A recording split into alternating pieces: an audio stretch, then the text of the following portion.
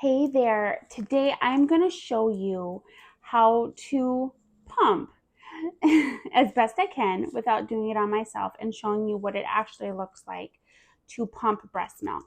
I have a couple different breast pumps here. This one is a portable breast pump that you could just fit inside your bra. I love this one.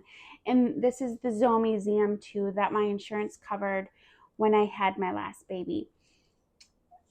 I did another video all about breast pumps, the manual one, the portable one, and the electric one. Go check that video out. I do like this one best because, as a mom of 6 kids, I'm often like on the go, and so it's really handy to just be able to stick this in my bra. It's got a good suction on it. And then, I can do dishes, I can get ready, I can do my hair, I can do whatever. So I'm just going to show you with this fake breast here, just the placement, and I'm going to give you a couple tips as well as some questions that I have for you. So I'm going to start with this pump. This one I got on Amazon for $30. There two came in this pack. And like I said, I do really like it. So this is the breast, right? You are going to, like that. Oh, excuse me. I guess I don't need that motor on there. But this is how, basically, you want the nipple right in the middle. Now, here is a tip. Sometimes if you offset it a little bit, it can get the milk going. Like if you offset it a little bit and just kind of get like this weird suction, it can like help it to come out a little bit better. What do I want to say about this? Yeah. So the placement is right like that. I know you can't maybe see too well here, but that is the section that you want. Sometimes you can offset it a little bit so that it you can get like some other glands here to be starting to work. But same goes for this pump, okay? Now, this part, it does come in different sizes. And you know what? To get the best fit, I think it would be best just to kind of try a couple. This one came with a couple different sizes. Try the different ones to see, what works best for you. You don't want it so big that it's not sucking properly. See, this one has a better suction than the other one. Now, the other one that I got on Amazon didn't come with a bunch of different sizes. This one does have a better suction, but it's not portable. I know you can get like these wearable things, but there's just a lot of pieces and I don't do well with that. So again, you're just going to stick it right kind of on the middle. And again, offset it if you need to a little bit to kind of encourage the milk to come. Now, if you're just starting to pump, milk might not come right away. And so, you can, even now, I mean, my baby is almost 8 months old. And excuse me, he is 8 months old. When I pump, it doesn't always come right away. I mean, if I'm engorged, it does. But again, it is very important to get this size to fit correctly. The other one was kind of big, as you could see. This one has a better suction. That's probably why, is because it fits me better. This is a 24, what does that stand for, millimeter? Right like that. That's how you're going to want to do it. Now, I'm going to answer some questions here for you that have to do with pumping. Question number 1, how to choose the right pump. This is really up to you.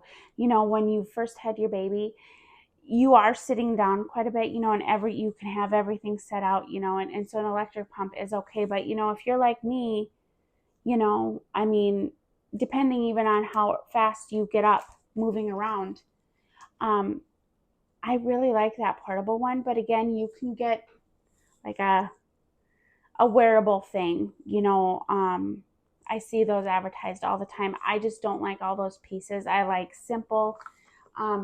This one is very simple. It just sticks in my bra.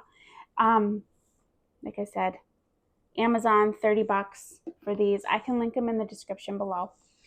Um, so yeah, wherever you kind of are in life, you're going to have to kind of pick the best pump. If you're someone who has lots of kids and you're moving around and stuff, if you need to pump, which you certainly don't have to, but if you are going to pump, maybe that portable one is better for you. If you're sitting down more, or you have that time to take a break and sit down, the electric one might do good. That those generally do have a better suction. Question number 2, when to start pumping?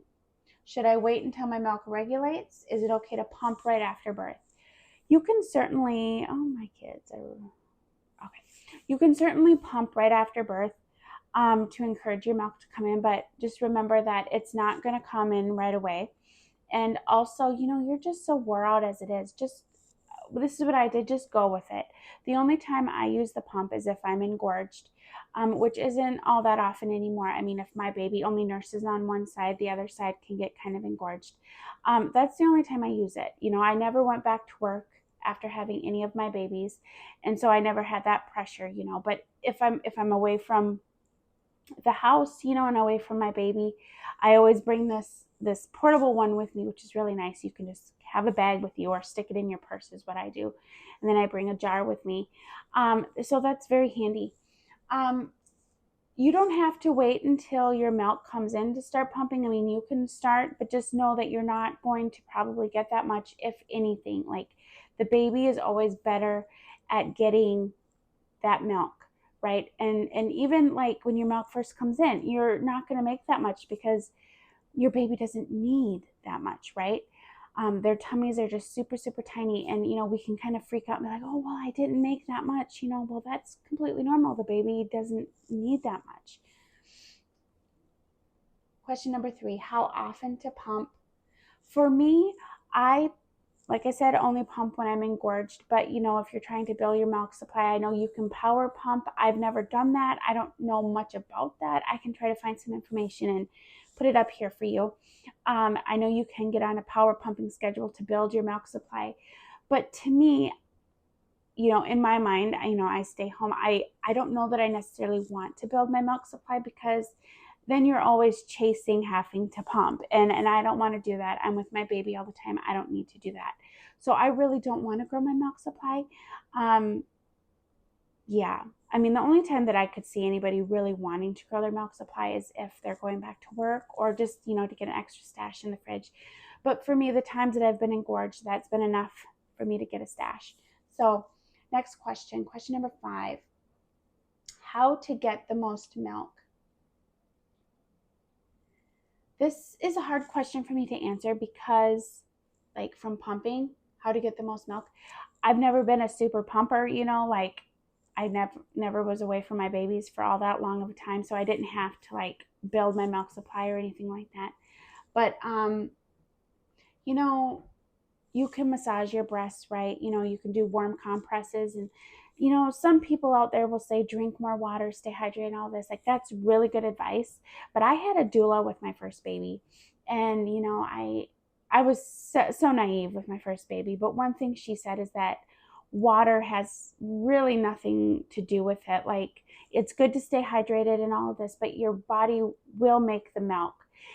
Like, it will take it from the fat reserves on your own body. And so, like, if anyone is going to come last, it's going to be you, the mother. Okay, like, the baby always comes first. There's always going to be milk for the baby. The best way to get the most milk is to constantly nurse, or constantly pump, or like that power pumping, getting on that schedule. There's nothing like getting your milk to come in like breastfeeding. So if you want to build that milk supply, you either need to breastfeed, either need to, excuse me, you either need to nurse or use the pump. It's just a supply and demand issue. In the pumping, the power pumping mimics cluster feeding, because it's like when the baby is cluster feeding, they're constantly at the breast, and then it tells the body we need to make more. I've never done that with the pump, like I said, and so I'm not sure how long it takes to regulate that supply upward. I'm not sure. I know that, when a baby is cluster feeding, it doesn't happen overnight that you have a bigger milk supply. So it could take a little extra time to get, more supply. I can find that and put that here for you. Number 6, how to tell if the flange fits correctly. I mean, if you have a good suction, this one is just made a little different. And so, I mean, you want the whole, you want, I mean, I guess I'm not the best one to ask. I will find that question and I will find that answer and I will put it here for you. It makes sense that you want it to have a good suction like this, but then again, you want it to have a good pull on the nipple. What does a letdown feel like and how to trigger it? The best I can describe it is it's kind of like a burning, like right up here, kind of by your chest. And the thing is when you are nursing on one side, you will typically feel the milk come in on the other side. So it's like one side triggers the other side. At least that's been my experience. But it's so interesting because I can be out and about, and if I hear a baby crying, I can feel my milk come in. So I suppose, massage too. I mean, think about when the baby nurses, the baby's kind of like massaging they're going like this, and so that makes sense that doing this would help, and then as well, if you have any like clogged ducts or anything like that, I never did this all too much. I mean, it's always just been straightforward and simple for me. Comment below if that is something you struggle with, and I can try to help you in that way. What does a normal amount of milk look like? Okay, so when you first have your baby, if you are pumping, you are going to get like very small amounts. I mean, not even an ounce. And then you can freak out and be like, well, I don't have much milk. But remember, it's a supply and demand issue. The baby doesn't need that much milk, so your body's not going to make that much. Now, for me, if I wake up in the morning and say my older children have fed my baby, and so he really doesn't need to nurse that much, I will nurse on one side. Say he doesn't nurse on the other side, then I will pump the other side, and I will get a good 4 ounces. But like I said in another video, he has regulated my supply down because he's eating food. And so like it will make a difference how much you make based on like how much they nurse. Like I said, I'm not pumping, I'm not away from my child, away from my baby, excuse me, and he's starting to eat. And so it's regulated it down. But when he was exclusively breastfeeding, I mean, I could get a lot more from one side. Do you understand what I'm saying? Comment below if that's a little unclear and I can try to make it more clear for you. Yeah, next question. Tips for cleaning and sterilizing parts. I've always been a big fan of vinegar and water, and I did do some research on that. You can soak it in vinegar and water and then, to like loosen things up, and then you can go back with soap. I think that's just totally sufficient. How to combine pumping while nursing. Should I nurse then pump? Pump one side while the baby nurses the other side. You can totally do that. You can do that, certainly. And also you can nurse after, you can pump after you nurse as well, just to like encourage even more. I've never done that, but I know that doctors have told people that. They just told my sister that. But my advice to her was, well, if you're with the baby, you don't necessarily even need to do that. She's not working right now and she's not planning on going back to work anytime soon. So I, if you're in that situation where you stay home, I really don't see the need in building your milk supply, because then you're just chasing engorged boobs, and I don't like that. My last tip for you is to just give yourself grace. Have grace with your baby. Don't push it. Stress really does affect how we are able to produce milk. Certainly if you're cutting calories, that's going to affect your milk. I accidentally did that not too long ago, and it did affect my milk. So then for a couple days, I just had nothing but oatmeal, and I put raisins in it. cut up apples, and then I actually drizzled some cream in it for like a big, robust, you got fats and carbs and it's all together. That brought my milk right back up to speed. Not too long ago, a couple months ago, actually, I had to go in for a CT scan. Um, and the contrast solution that they gave me, it actually did affect my breast milk. And I thought, like, oh my goodness, like I'm going to have to quit breastfeeding here. But I just powered through it. Just, he was fussy. He, wasn't getting anything. So then I just, nursed, like just cluster fed him, and it was kind of rough for like about a week, but that's how I would assume you would combat mastitis as well. I had a scare with that at one time, and that's how I powered through it, is just cluster feed, like just either with your baby or with the pump. A real quick tip that I wanted to give you for latching that I think is a pretty great tip. When the baby is small, pinch your nipple, right? And because their mouth is really small and your boob is a lot bigger than their mouth a lot of times, and it's hard for them to like get on it. And so if you pinch your nipple, they can grab it better. Um, yeah. And I can feel my milk coming in right as I'm talking about this too. So isn't that interesting? I don't know. Um, my baby's sleeping, so maybe I will have to do some pumping here too, because I'm feeling my milk come in. Comment below, let me know where you are in your life. I mean, if this video helped you, any other questions you have that I missed, let me know how many babies you have, if you're pregnant, if you're nursing, just where you are and how I can come alongside you. Okay, until next time, bye for now.